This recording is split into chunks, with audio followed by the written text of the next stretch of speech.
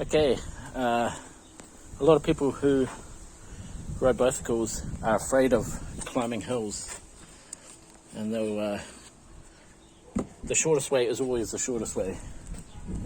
It's always the quickest way. So a lot of people, what they'll do is they'll ride a bicycle and they'll be afraid of a hill, and they'll take some roundabout route. That's my original bike. Love that bike. They'll take a roundabout route to go up a hill, and they do all sorts of weird stuff like that. And so I'm going to teach you a few tricks of how to climb a hill on a bicycle. That'll make it way easier. So if you're not familiar with anything to do with bicycles, is you can change any of this. These are the rear cogs of the cassette, and that's the whole thing's a crankset, chainring, crank. So these are not original. So this bike here, when I first bought it, the front chainrings were 39 for the smallest. No, the smallest chainring is the lower gear, and at the back it's the largest chainring.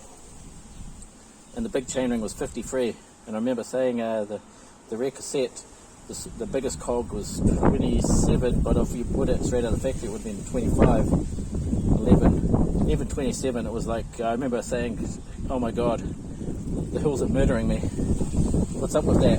And I didn't know, it took me a long time to figure out how to do this.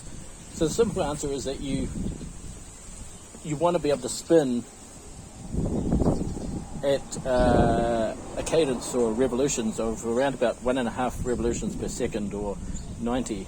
That's generally the optimum. You want to not drop down below 80. If you're going up a hill and you're above 80 or below 80, sorry, if you're on 50 or 60, then your gearing is wrong, and you have to change it out. Even if it sounds crazy. So this bike has the craziest. This bike has the craziest gear ratio that you can put on a road bike. That's so you can modify bikes in such a way that you get some crazy stuff. There's a little bit of improvisation here. So the front chainring is way smaller. So this is what's called a compact crank. Small chainring is 34. This one's a Shimano Ultegra SL from about 2009. The original on this bike too would have been is a 53 39. And so fortunately for today, we no longer have the conventional crankset, which is 39 53 or 53 39, depending on what you want to say it. But a lot of people, they have this sort of in-between one called the mid-compact, which is 36. 36 is a small chainring, and 52. I like to think of it as the face-saving. Man, that needs adjusting. That means lowering down. Shouldn't be that high up. But anyhow, the point is that this is the 34. You should have a 50-34. That should be the highest gear ratio most average people. So you say, well, why'd they have the 53-39? Well, they had it because bikes were built for pros, and even pros had too high gearing in a lot of situations. But pros are crazy light and crazy power. They're on the best drugs, and the pros were cranking out some crazy wattages, and they could go up hills with the average pro was like about 68 kilos, and they could go up hills crazy fast on. This one's actually got a 33. It's a French brand called TA Specialties, but generally with a compact it's going to be a 34. So this is 110 BCD, which is bolt circle diameter. Now that's not really relevant nowadays, because back then all of them are 110. That's the diameter of this, and all of them are 110, and so you can fit a conventional or mid-compact chainring on a 110.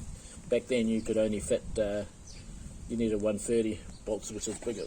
You need a completely different crank Now, generally speaking, so this is a mid cage. So on road bikes, you either get short cage or mid cage. Short cage is if you want a small chainring. So here's that. This is a short chainring. So this one here is short. You see the cage is short, and yet it still works with a crazy, insanely big. So this is a mountain bike cassette, and it still works. And the mountain bike cassette basically still works. It's 42, biggest, so you're in the lowest gear, you're in 33, 42, way under 1.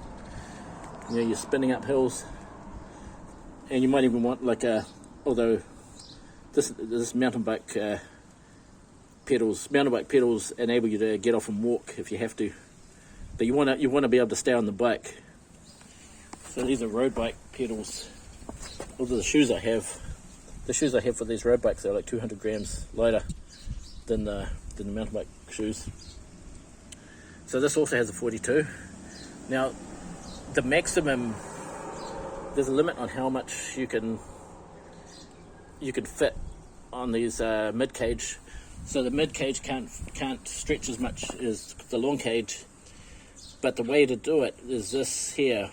With this is road link. This what enables us to clear this so it doesn't bash into here. Is this is called road link. It's like $20. It's crazy cheap. Yeah, that's $20. You could put any bike. But even if you just replace, if you have a just go and start with maybe buying a cassette. Like here's what I would suggest. If you get a bike, secondhand or new, you don't want a conventional crank, and you don't even want a mid compact. You got to trust me on this one. This is the